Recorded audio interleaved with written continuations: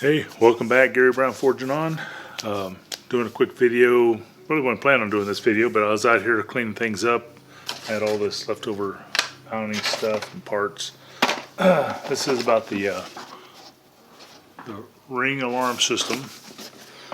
The house I used to live in, they broke into my shop there and stole all my welders and grinders and tools. And it's been several years ago now, but it still irritates me. I'll just leave it at that. So we've got a whole alarm system on our house, and we got sensors to let people know know if somebody's coming up our driveway.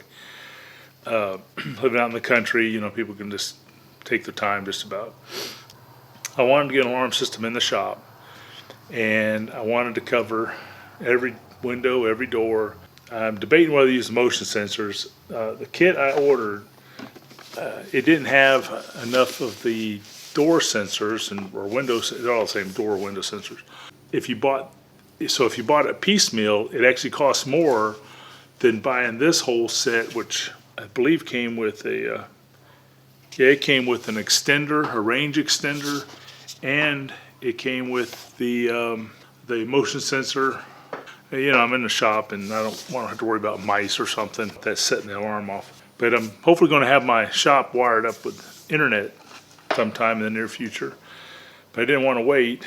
With the ring, I wanted to get it in case, once I got the internet and I could put the video cameras out and all that, which I'm going to order once I get the internet out here. But I wanted to get the place set up. And I looked all over. I thought Simply Safe Ring, as far as setting up, would be the same. And every place I read said, Ring, you cannot install it or hook it up without internet. And that, after I bought it, and the thing is, I bought it like over a year ago because I bought it to put out here, and that's when I tore myself up, had to have all these surgeries. So it's just been sitting in the box, so it's I can't send it back, and I'm just like, great, it won't work for what I want to do. I just thought I'm gonna try it anyway.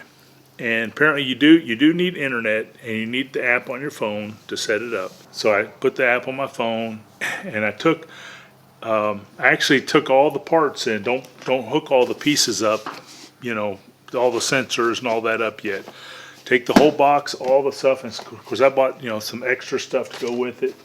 I went ahead and took everything I had that came with it into the house. I went down to my basement, and so I went down there. Of course, my Wi-Fi is through the house, and went to set it up. And this, I'm just trying to tell you the things I went through had to get around. So when you set up, this is your main brain piece, whatever you want to call it. Tell them I'm a Ring salesperson. And by the way, they're not sponsoring this. I paid for all this, bought it all, put it in. The only reason I'm doing this is because I couldn't find any information, and I'm trying to help somebody else out. So I took this in there, and I started following the setup. And of course, I got Wi-Fi. My phone switches over to Wi-Fi with the, when I'm down in the basement for making calls. I got Verizon on a cell phone, and I cannot get my voicemails. I have to go up and get a data line. Well, apparently, I couldn't get this thing, even though this has to attach. Basically, it just hooks up directly to your phone, I guess through internet or Bluetooth or Wi-Fi. I don't know. Anyway. It had to, I think it went into pairing mode, so it was Bluetooth. So it hooked up to my phone, but it still wouldn't hook up. And so I just kind of got frustrated. So why won't this work? And it kept not working, saying it couldn't be found. I mean, my phone and my box is like this far apart.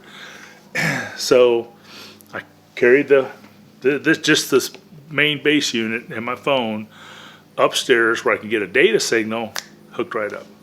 So if you go to do this, just remember that. This in your phone, when you're first setting it up, once you're connected, I went back down the basement and I didn't have to do that again. But once it's connected to your system and your phone, you can go, as long as you're on Wi-Fi, you can get out of the data network like I did. So I went back down the basement, and I went through the setup process, and it's the same no matter what. You could read the directions like I did. It was pretty simple. So I went through the setup process, and what I did is because I had all my sensors with me, and I wanted to label it, back window, side door, front door, that kind of a thing. So I took a Sharpie, and on each of the sensors, there's a pair of them. Like here's the main sensor, and here's the magnet part, the skinnier one. There's two of them in this box. On that sensor on the back of it, you have barcodes. I don't think they show a picture of it, but anyway, you have a not a barcode, QR codes and a number, an identification number under it. And once I scanned in one using my phone, it actually found the other one part of the set. I mean, it wasn't the same one in this box, but it was part of the same set that came with this. So it was so that you can scan them in and set them up. And so I said, okay, I want this one to be my front door. And I took a Sharpie, and then on the blank area on the back of my sensor, I wrote front door. And then I did that side door and went all the way through. It's front windows, side windows, even this garage door, my garage door here, I've got a sensor on it. If anybody raises the garage door, it goes off. I went through and I just labeled all my sensors, so when I came out here, then I could put them in the right spot, and then my thing could tell me, hey, the back window's open or the side window's open. It's that kind of a deal. So went in and did that, set it all up, and I brought it out here and did the setup. It was real quick. Some of them I screwed in with they have screw mounts and stick-on mounts. On the metal doors, because I got metal doors and all that, and the metal garage doors and all that stuff, I used the stick-on. And on the vinyl windows, I used a stick-on. I didn't want to screw into those. But any place that was wood, which is only a few, I screwed them in. And set it all up, and I tested it. And of course, you set up the control panel, and I put in what our code would be assigned to me. And then I wanted to put in the code for my girls that matches the code they use in the house. And so I went through that, but to put in the code, you have to put in a email for them. So for every code, you can't just put out 4 or 5 codes, but you can, if you're gonna put out a couple codes, just remember you gotta attach an email. And I don't know if you can use the same email for all of them. I didn't try. So we came out here, and I hooked up all the stuff, and I mounted the control panel. Where is it? Right there. Okay, next to the door. Well, see, I have another door there, comes in from the barn. So they come in here. I don't want the alarm going off. And so I set up the front door as the main door, and you had an option. You had to type it in. Now, some of them I typed in, but most of them had a label already, back window, side window, which worked for me, a garage door, which worked, a front door and a side door, which worked.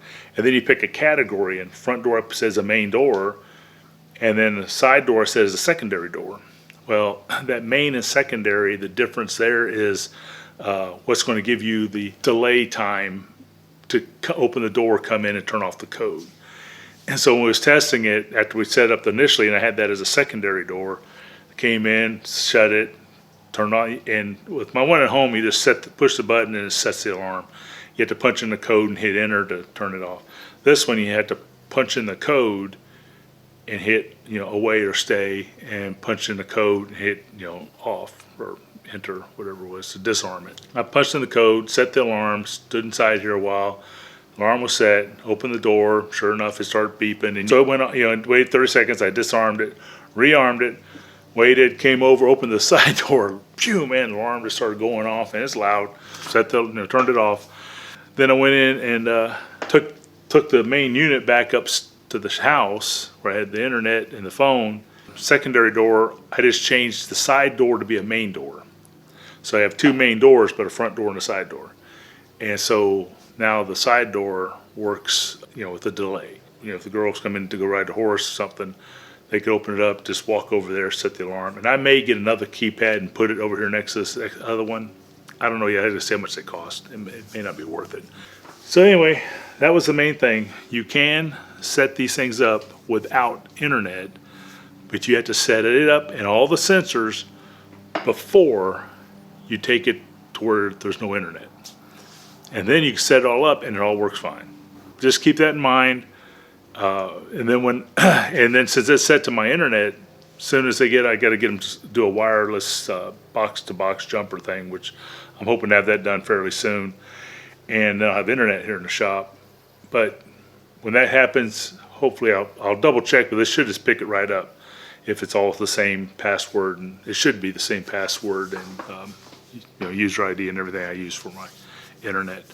That's it. If you have any questions, leave them in the comments. But I hope this maybe helps somebody. I wish I could have found something like this when I was trying to figure out how to do it. I know this isn't my typical stuff, but I just want to talk about this and let you know you can do it without internet. So anyway, you have a blessed day. We'll talk to you later. Bye-bye now.